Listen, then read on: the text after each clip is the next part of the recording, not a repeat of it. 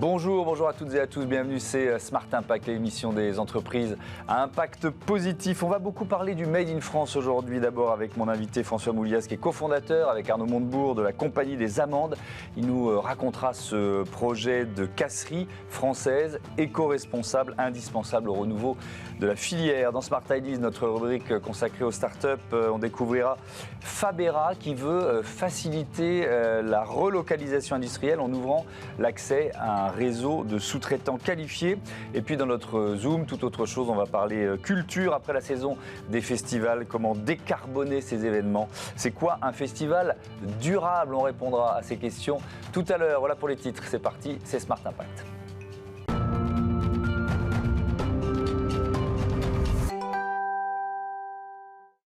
Bonjour François Moulias, bienvenue. Vous êtes donc le cofondateur de la Compagnie des Amandes, projet que vous portez avec Arnaud Montebourg. C'est quoi l'ambition de ce projet?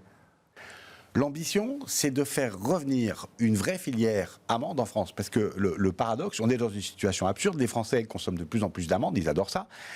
C'est un arbre du Midi, donc il y en a partout de manière endémique dans tout le Midi méditerranéen, et on n'en produit pas. Donc la totalité des amandes que vous consommez aujourd'hui sont importées majoritairement de Californie, d'Australie et un peu d'Espagne. Oui, j'avais trouvé ces chiffres, 42 000 tonnes d'amandes consommées chaque année. En France, on en produit à peine 1000 tonnes. C'est ça. C'est vraiment rien du tout. C'est rien du tout. Et il y a une très forte demande d'amandes françaises. Donc moi, je suis harcelé par les gens qui veulent de l'amande française. Et il n'y en a pas. Et donc l'ambition du projet, c'est de planter 2000 hectares d'amandiers en association avec donc, des agriculteurs qu'on va financer, qu'on va encadrer techniquement, parce qu'il faut savoir faire quand même, et de fédérer les agriculteurs pour arriver à structurer une offre d'amandes françaises que tout le monde réclame et qui pour l'instant n'existe pas. Donc c'est un projet collectif, on l'a bien compris. Autour de vous, il y a à la fois des arboriculteurs et des financiers, c'est ça qui est intéressant. Il y a l'aspect financier qui est important. Oui, parce que une des difficultés dans l'arboriculture, et en l'occurrence dans l'amande, c'est que quand vous plantez un arbre, vous avez une première récolte au bout de 3 ans, mais elle est toute petite, donc vous continuez à perdre de l'argent, et vous avez la maturité du verger, donc la pleine récolte, au bout de 6 ans. Ce qui veut dire que si vous plantez un arbre, vous ne pouvez pas vous payer avant la 6e année. C'est un peu dur, ça, comme ça. Dans l'économie normale, on ne peut pas dire à des salariés, mais je vous paye dans 6 ans. Mais dans l'arboriculture, c'est normal. En fait, c'est absurde. Et donc, le parti qu'on a pris avec Arnaud, c'est d'inventer un modèle économique dans lequel on décorrèle la rémunération de l'agriculteur de la vente de sa récolte. En fait, depuis le néolithique, un agriculteur, ça gagne sa vie en vendant une récolte. Ben, c'est absurde. C'est absurde parce qu'il faut travailler tout de suite. Et donc, on a fait un système dans lequel il a des revenus immédiats parce qu'on lui loue la terre et parce qu'on le paye pour son travail maintenant. Et donc, effectivement, ça demande énormément d'argent. Nous avons levé pour l'instant 8,7 millions, dont 1 million cet été là, sur une plateforme de financement participatif responsable qui s'appelle l'ITA. Donc on est en partie financé par le grand public qui vient soutenir nos efforts pour structurer une filière française. Les défis, vous venez d'en détailler quelques-uns. Vous dites qu'il y a 3 risques, le risque financier, le risque commercial, le risque technique. Quand vous décidez de vous lancer dans le financement participatif, c'est parce que vous voulez associer les consommateurs, commencer à créer une sorte de communauté autour de la vente française, ou c'est parce que vous avez du mal à lever d'autres fonds? Comment ça s'est passé? On est très bien financé. Donc en fait, mais aujourd'hui, notre financement vient pour l'essentiel ou de futurs clients. Donc on a par exemple le premier acteur des fruits secs en France dans notre capitale, qui est le groupe Daco, ou de family office, c'est-à-dire de grosses fortunes en réalité. Mais comme il y a une dimension un peu sociétale dans ce qu'on fait, on crée des emplois en milieu rural, accessoirement c'est très bon pour le climat parce qu'on plante des dizaines de milliers d'arbres qui captent du carbone, etc. On a un projet qui plaît à la société et on s'est dit pourquoi pas les associer. Et donc on donne comme ça une dimension un peu sociétale au projet, mais l'argent on le trouve, on va bientôt annoncer de nouveaux financements, ça se passe plutôt bien. Donc vous dites nouveau modèle économique, qu'apporte l'arboriculteur et qu'apporte la Compagnie des Amandes? C'est quoi? Et puis ensuite, comment ça se passe pour le partage des bénéfices? Oui, bien sûr. Dans une entreprise, quelle qu'elle soit, chacun amène sa compétence. Une entreprise, c'est avant tout un projet collectif où chacun amène son savoir-faire. Le savoir-faire de l'agriculteur, c'est de produire des amandes. C'est là où il est meilleur que nous. Et en fait, c'est lui qui crée de la valeur, c'est pas nous. Sauf qu'aujourd'hui, il ne peut pas le faire, parce qu'être payé dans 6 ans, ce n'est pas très motivant, parce qu'en plus, il faut emprunter pour planter les arbres, et donc il a un emprunt, pas de revenus, c'est quand même pas très sympa. Et donc nous, on lui apporte une sorte de solution globale, où on va à la fois le financer, donc il n'a rien à payer. Donc pour être tout à fait précis... Il n'avance rien. Non, pour être tout à fait précis, en gros, un hectare d'amandier, ça coûte 25 000 euros. Ouais. Donc pour 2000, ça coûte 50 millions. Et on crée à chaque fois une société avec lui dans laquelle il est majoritaire. Et cette société, elle a un capital de 5 000 euros.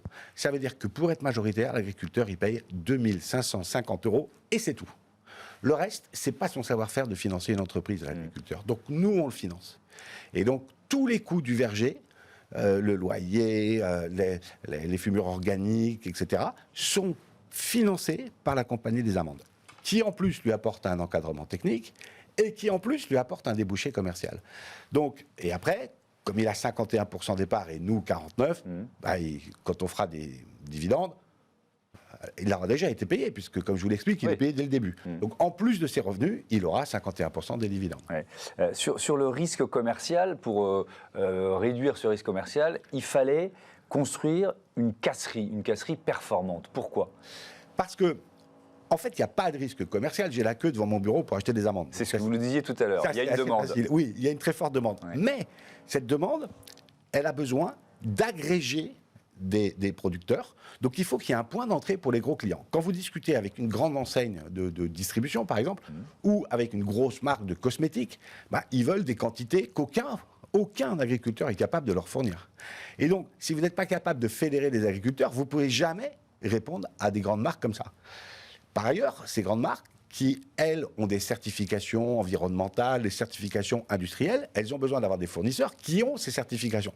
Donc là, c'est un peu technique, mais en gros, si chacun commence à casser ses amandes dans son hangar, vous vous retrouvez avec des mauvaises conditions de stockage, parce que c'est quand même un produit, il faut faire attention à la qualité, et surtout, vous n'êtes pas capable de fournir des quantités à qualité constante, etc. Et donc, ce qu'on fait dans cette casserie, c'est qu'on l'ouvre à toute la filière. Donc, tous les agriculteurs français produisant de l'amande pourront venir, alors qu'aujourd'hui, majoritairement, ils vont en Espagne. C'est quand même oui, c'est ce que j'allais vous demander. Il n'y a plus de casserie en France, quasiment plus. Je vais quand même pas... Dieu merci, il y a des petites casseries. Oui. Mais, si vous voulez, c'est des toutes petites unités. Il n'y a pas de traçabilité, il n'y a pas de bonnes conditions de stockage, il n'y a pas d'agrégation d'agriculteurs, donc c'est des tout petits volumes. Oui, donc s'ils veulent remplir le cahier des charges de leur débouché, de ces grandes entreprises qui veulent vendre des amandes, il faut aller en Espagne aujourd'hui. Exactement. Bon. Donc vous la créez où cette casserie et elle va être éco-responsable, donc comment vous tenez cette promesse ? Alors, cette casserie, elle se situe à Signes, dans le Var, au-dessus du Castellet, pour ceux qui vont en vacances dans le Var, au-dessus de Bandol. Ouais. Et elle aura à peu près 7000 mètres carrés. Et alors, elle est construite selon des standards éco-responsables, donc avec un cahier des charges, y compris de traitement des déchets du chantier, etc., responsable. Donc, il y a un label pour ça, qu'on va aller chercher. Et par ailleurs, elle assure, alors ce qui doit être exemplaire sur un plan environnemental, c'est pas seulement la casserie, c'est surtout les vergers. Donc tous nos vergers sont conduits en agroforesterie. Et on a un système, si vous voulez, de traçabilité à la parcelle. C'est-à-dire pour chaque verger, on est capable de dire, voilà ce qu'on a mis, voilà le temps qu'on y a passé, etc. Et ensuite, on aura un système informatique de traçabilité des flux, ce qui fait que dans quelques temps, quand vous achèterez 125 grammes d'amande dans la grande distribution à côté de chez vous, je serai capable de vous dire, ce sachet, il vient de tel verger, du Luberon, ou de Corse, ou des Alpilles. Donc, moi, je crois que le XXe siècle, c'était le siècle des marques. Le XXIe siècle, c'est le siècle des produits. Les gens, ils veulent être proches des producteurs. Et donc là, en fait, on organise un énorme circuit court, puisqu'on est capable de commercialiser la production de tel agriculteur précisément, jusqu'à la commercialisation n'importe où en France. Ouais. Cette usine, cette casserie, pardon, elle va ouvrir quand ? Elle crée combien d'emplois ? Vous en êtes où là, du projet ?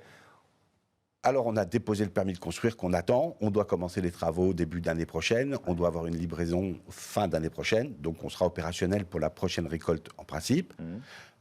C'est cauchemardesque de construire une usine en France. Hein, donc, je n'en fais pas ça 2 fois. Hein.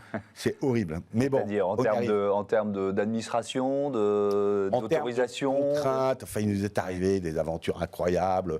Par exemple, On a été bloqué, Dieu merci, on a pu faire revenir sur la décision, mais on a été bloqué parce qu'il fallait faire une étude d'impact environnemental d'1 an, comme si j'allais attaquer la garrigue, mais c'est dans une zone industrielle. Le voisin, c'est une usine Coca-Cola. C'est pas du tout dans la nature, hein, cette usine, c'est dans une zone... Et en fait, on a tellement maintenant de contraintes environnementales, et quand vous croisez le droit de l'immobilier, le droit social, le droit des déchets, le droit de l'eau, le droit de l'alimentaire, etc., vous arrivez à un truc, c'est inconstructible, c'est hyper compliqué en fait. Bon.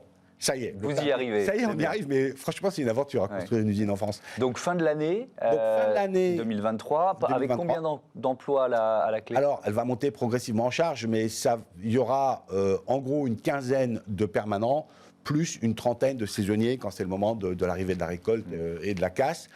Et en plus de ça, il faut ajouter, on a aujourd'hui une dizaine de salariés, et surtout, ça crée en gros un emploi pour 20 hectares de vergers. Donc, on va avoir au total une centaine d'emplois ruraux dans les vergers, plus une 30 à 40 dans la casserie, plus nos salariés actuels. Donc, en termes d'emploi, dans des zones... Parce qu'évidemment, par définition, les vergers sont dans des zones rurales. Le Luberon, c'est merveilleux, mais il n'y a pas énormément d'emplois. Et donc, on plante dans des départements où il y a besoin aussi de recréer de l'emploi rural. Et comme on plante des arbres, en plus, tout ça est excellent pour le climat. Ouais. Donc, à quelle date, j'imagine fin 2023-2024, vous pourrez dire, ça y est, on a recréé une filière française de l'amande? Oui, mais il faudra le dire encore avec beaucoup de modestie, parce que vous savez, l'agriculture apprend la patience et l'humilité.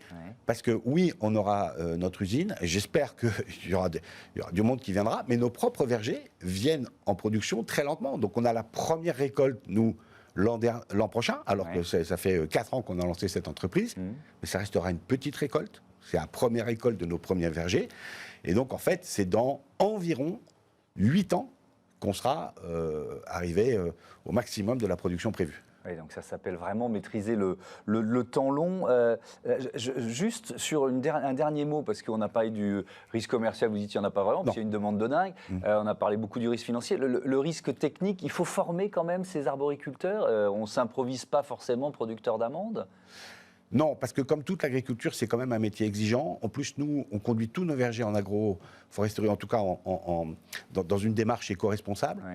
Et donc avec, en particulier, une grande économie de la ressource en eau. Donc on fait hyper attention à ça. Donc ça veut dire un pilotage informatique de l'irrigation. Ça veut dire qu'on apporte à l'arbre que ce qu'il a vraiment besoin de consommer.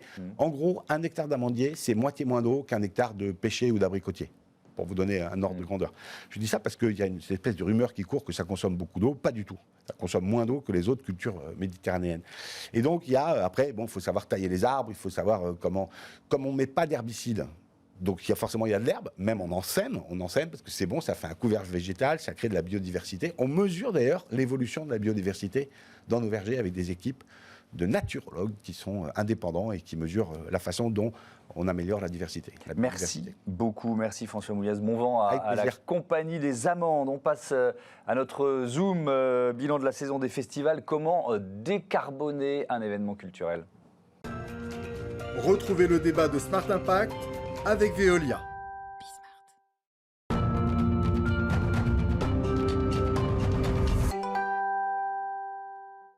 C'est le Zoom de ce Smart Impact avec Samuel Valency. Bonjour, bienvenue. Bonjour. Vous êtes auteur, metteur en scène, fondateur de la compagnie théâtrale La Poursuite du Bleu et responsable culture de ce plan de transformation de l'économie française au sein du Shift Project. Je voudrais commencer par on va prendre un exemple très concret, celui de votre compagnie, La Poursuite du Bleu, qui s'engage en termes de responsabilité sociale, sociétale et environnementale. Comment ? Ça passe par quoi ? De plein de manières. La première, pour moi, c'est l'engagement sur la formation. On forme beaucoup de jeunes chaque année sur les enjeux d'énergie et de climat dans la culture. On forme à peu près 400 jeunes, donc c'est dans des écoles comme l'ICAR, bientôt à Dauphine, bientôt à Sciences Po aussi. J'ai donné beaucoup de cours à HEC pendant plusieurs années. Donc en fait, on va dans des masters qui forment les futurs managers de la culture et qui leur disent voilà les chocs à venir, voilà ce qu'il faut connaître, que vous puissiez faire vos choix en âme et conscience. Et après, il y a toute une partie qui est beaucoup plus, incluse dans les spectacles. Et là, c'est un énorme travail de production. Donc, typiquement, on a fait des choix qui nous coûtent pas grand-chose et qui sont vraiment juste des décisions qu'on peut quasiment prendre du jour au lendemain, comme végétaliser l'alimentation sur les répétitions et les tournées, ça divise par 10 notre empreinte carbone qui est liée à l'alimentation. De l'autre côté, on fait de l'éco-conception des décors. C'est-à-dire qu'on se prend très longuement la tête avec ma scénographe pour se dire, quand on commence un projet, comment est-ce qu'on fait pour que notre scénographie, elle puisse tourner dans le plus petit véhicule utilitaire possible, avec le moins de matériel possible. Comment est-ce qu'on fait pour pas acheter de neuf? Comment est-ce qu'on fait pour réutiliser éventuellement des éléments de décor? On va dans des matériothèques, dans des ressourceries, on retrouve tout. Là, sur Coupure, la dernière création, concrètement, il n'y a pas d'achat de neuf, que ce soit sur les costumes, sur les décors, les accessoires. En tout, on a acheté 6 tabourets. Voilà, le reste, c'est que de l'occasion. Si j'exagère, j'ai oublié une veste à paillettes quand même dans cette histoire. Et puis après, on a des dispositifs un peu autour des spectacles. Donc là, autour du dernier spectacle, on a créé une monnaie locale. Donc les gens qui viennent voir le spectacle, ils peuvent aller dépenser leur billet de spectacle, comme si ça valait de l'argent chez des commerçants qui vendent du bio, du local, du vrac sur Paris. Donc voilà, on fait beaucoup de choses autour de ça, et c'est parce que la compagnie est très engagée que le Shift a remarqué ce travail-là et m'avait proposé de venir filer un coup de pouce. Est-ce qu'on va expliquer ce que le Shift Project évidemment propose, tout ce travail, quelles sont les étapes de ce plan de transformation de l'économie, mais je reste sur le levier de la culture ou le soft power, comme disent les Américains. Est-ce que vous faites aussi passer des messages via vos créations? Je ne sais pas quel est le thème de Coupure, je n'ai pas eu la chance de le voir, mais est-ce que c'est aussi un levier pour vous? Bien sûr, l'histoire de Coupure, c'est un maire écolo qui a déployé la 5G partout dans la commune, et personne ne comprend pourquoi. Donc les citoyens lui demandent. Donc c'est une pièce sur la démocratie, mais aussi sur les enjeux écologiques. Et les 2 spectacles d'avant étaient sur des thématiques sociales, sociétales, environnementales. Donc oui, clairement, je travaille avec un propos de fond. Par contre, ce que je crois très sincèrement, c'est que c'est difficile, d'un côté, de défendre ces pièces-là, et de l'autre, de continuer à produire exactement comme avant. Je crois qu'il faut une histoire cohérente. Faut être cohérent, oui. Voilà, et que je trouve très dur, par exemple, de voir des groupes de musique actuels qui prennent des engagements forts et demandent à leur public plein d'efforts, mais continuent à tourner avec 10, 15, 20 semi-remorques sur les routes. Je pense qu'il y a une incohérence. Et je pense que si on veut pouvoir porter des récits forts, il faut être droit dans ses bottes et pouvoir être un peu cohérent dans les actions qu'on mène. Quand vous expliquez votre démarche, est-ce qu'elle est encore pionnière? Est-ce qu'il y a encore pas mal de vos collègues, alors soit qui ont des compagnies théâtrales, soit qui sont à la tête de festivals, qui comprennent pas bien ou qui se disent surtout cet été, ça a été un été compliqué pour les festivals, difficulté de trouver des intermittents, parfois du matériel. Oh, t'es bien gentil avec tes enjeux environnementaux, c'est pas le moment, quoi. Il y a de tout, c'est-à-dire que quand même depuis 2 ans, les mentalités ont beaucoup évolué. La crise sanitaire et le rapport pour certains ont fait quand même pas mal bouger les choses. Je pense qu'on peut le dire. Et puis de l'autre côté, il y a aussi juste une prise de conscience qu'en fait, il y a des limites qui arrivent. C'est des limites pétrolières, c'est des limites en eau, c'est des limites en ressources parfois juste alimentaires. Et qu'en fait, on ne peut pas totalement dépendre du même modèle qu'avant, que du coup, c'est une nécessité d'évoluer. Donc il y a des gens pour qui c'est encore un peu lointain. C'est sûr que si vous allez aujourd'hui sur le Hellfest, vous n'allez pas forcément trouver beaucoup des propositions qu'on a données dans le rapport. Par contre, il y a beaucoup de festivals, dont par exemple le Sarcus Festival de Noé Toraval, dont par exemple We Love Green, même si c'est à une échelle plus importante, qui ont proposé beaucoup de choses. Il y a des compagnies qui font des choses remarquables comme la compagnie de Jérôme Bell. Enfin bref, on peut dire qu'il se passe quelque chose et que maintenant, ça y est, on est invité à présenter ce rapport au sein des ministères, des DRAC, etc. Alors justement, ce rapport du Shift Project, plan de transformation de l'économie française, qu'est-ce qu'il y a dedans? C'est quoi, si vous deviez faire ressortir une proposition phare, c'est toujours compliqué de répondre à ce genre de questions, mais ce serait quoi? Ou peut-être le principe général? Le principe général, déjà le travail du Shift, en fait, qui cherche à éclairer et à influencer le débat sur l'énergie et le climat. Le but du travail... Avec une démarche scientifique, ça démarre toujours par un constat scientifique. C'est ça, c'est déjà de transformer en fait tous nos métiers en masse physique, en flux physique. Essayer de comprendre, en fait, on regarde un festival, ok, mais c'est quoi un festival? C'est des gens qui viennent, comment ils viennent?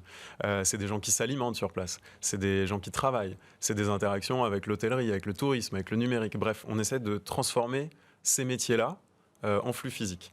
Et de là, on est capable de dresser, on va dire, des estimations de bilan carbone. Et une fois qu'on a ça, mais une fois qu'on a posé le problème, c'est quand même plus facile de le résoudre après l'avoir bien posé. Donc on se dit, ok, qu'est-ce qu'on peut faire concrètement si ce festival voulait respecter les accords de Paris? Et on va des mesures qui sont, on va dire, les plus indolores. On a vraiment proposé une typologie qui va des mesures les plus indolores aux mesures qui sont les plus organisationnelles. Relativement indolore, je change l'alimentation, beaucoup plus complexe. Je dois réduire la jauge de mon festival parce que je sais que dans 10, 15, 20 ans, sachant qu'à partir de 2030, la production mondiale de pétrole va se contracter et qu'a priori on n'aura pas les ressources pour faire 300 000 personnes au milieu de nulle part dans un endroit qui n'est pas desservi par les transports en commun, ok, comment je fais pour réduire ma jauge ou m'organiser différemment? Là, c'est beaucoup plus structurant. Oui, parce que le premier poste d'émissions de gaz à effet de serre sont les déplacements des spectateurs. Très souvent, c'est souvent ça, quoi. les déplacements des spectateurs, mais aussi des artistes. Ouais. Parce que quand on prend des grands festivals, que ce soit Avignon auquel je participe, ou que ce soit par exemple les Vieilles Charrues, en fait, vous avez derrière beaucoup de kilomètres parcourus, beaucoup de semi-remorques sur les routes, beaucoup de tonnes déplacées, et tout ça, à la fin, ça fait beaucoup d'émissions de CO2. Mais ça fait aussi, et surtout, je le redis, une grosse dépendance à une énergie fossile qui se raréfie. Et si on n'anticipe pas la raréfaction, on va raréfier des métiers en face. Et ça, c'est pas ce qu'on souhaite. Ouais. C'est pas encore un argument marketing pour un festival? Ou est-ce que ça commence à l'être? Parce que pour une entreprise, ici on en reçoit beaucoup d'entreprises qui sont en train de faire basculer leur modèle économique. Il y a plein de raisons. On peut y avoir l'engagement évidemment des salariés, des cadres, du patron, de la patronne, mais il y a aussi les difficultés de recruter, convaincre les clients, convaincre maintenant les financiers. Enfin bref, on connaît tous ce faisceau d'indices. Est-ce que l'argument d'une sorte de label éco-responsable pour un festival, c'est un argument marketing? De plus en plus, sachant également qu'il y a quand même une vraie question qui est posée maintenant par directement le ministre de la Culture, qui en gros, la ministre de la Culture a quand même porté là récemment, donc c'était sous Roselyne Bachelot, elle a porté récemment une charte des festivals qui soulève les problématiques écologiques. Cela dit, moi j'ai une interrogation sur le terme même de marketing, parce que si la logique c'est de vendre plus, a priori, ça ne va pas fonctionner avec la proposition de sobriété qu'on porte. Ouais. Mais après, il y a l'équilibre économique. Bien sûr. Ça veut dire quoi? Il faut parfois réinventer le modèle d'un festival pour qu'il garde un équilibre économique avec moins de spectateurs, c'est ça? Totalement. On parlait tout à l'heure des grands festivals. Les grands festivals sont rentrés, je reprends les termes d'un tourneur qu'on a interrogé, dans une forme de course à l'armement, où en fait, il faut toujours des phénomènes un peu plus spectaculaires, donc des artistes plus reconnus.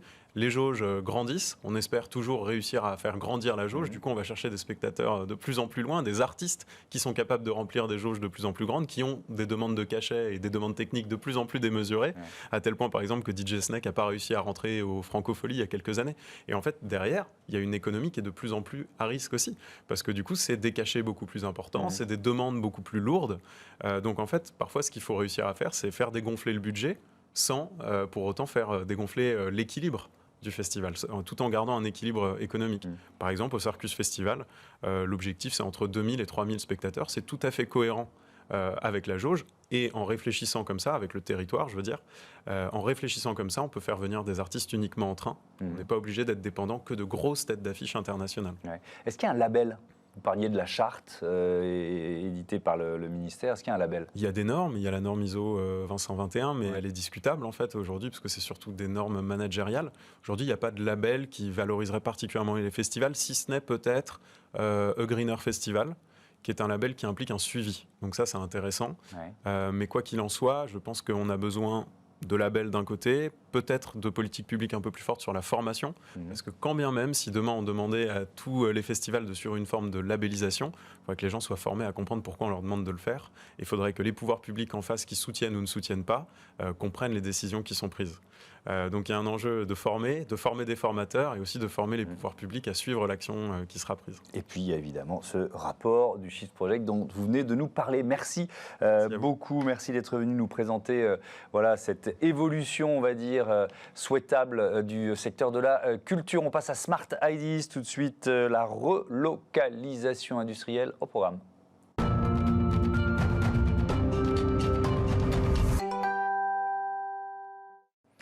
Smart Ideas, notre rubrique consacrée aux startups éco-responsables avec Fabera aujourd'hui. Bonjour Antoine Brosset, bienvenue. Bonjour Thomas. Vous êtes le cofondateur de Fabera, toute jeune entreprise, lancée en février de cette année. Avec qui, surtout pourquoi vous l'avez créée?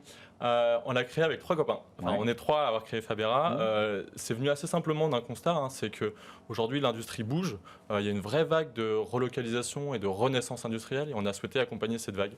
Je peux peut-être vous parler rapidement de Fabera. C'est une plateforme de fabrication de pièces industrielles à la demande. Nous, notre travail, c'est de sourcer des sous-traitants qui ont des compétences de fabrication et de leur ramener des projets de production qu'on a allé chasser auprès de différents clients. Alors, quel service vous proposez? Comment ça marche en fait? Alors, c'est assez simple. Nous, dans un premier temps, on va sur le terrain.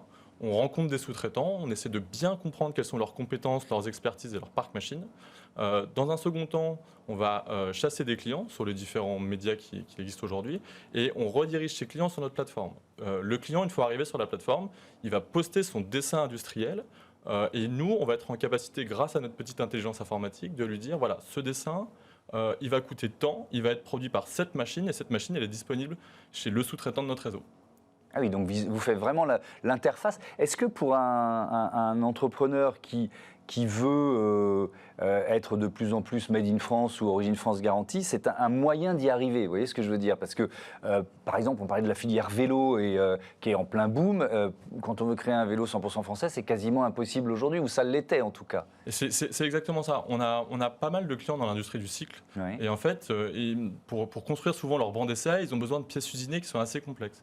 Et ils nous disent que dans leur réseau, ils n'ont pas les bons sous-traitants pour fabriquer ces pièces-là. Et donc, en fait, ils passent beaucoup de temps à les sourcer, les qualifier, pour qu'in fine, parfois, ça ne colle pas exactement à leur demande.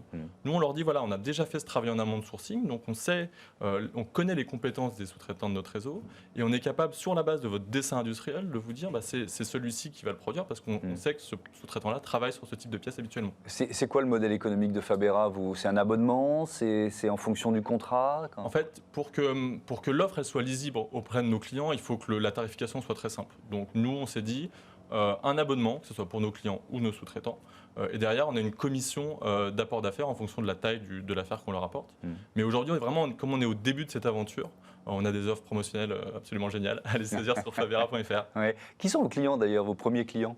Quelle taille, quel secteur d'activité? Ouais. Alors on a deux cibles. Hein. On a la cible sous-traitant. Donc là, aujourd'hui, on s'adresse à des sous-traitants qui font entre 2 et 10 millions d'euros de chiffre d'affaires, qui ont déjà investi dans un parc machine assez modernisé.